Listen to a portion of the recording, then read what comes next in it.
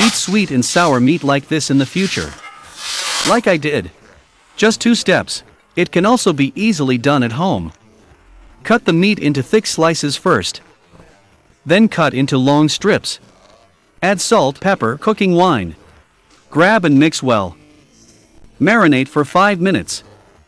Add 2 tablespoons of cornstarch, 1 tablespoon of flour and 1 tablespoon of water into the bowl. Stir into this yogurt-like paste. Finally, put a little edible oil. Wrap the cured meat evenly with a layer of batter. Put 50% oil into the pot. Deep fry over low heat until golden and crisp.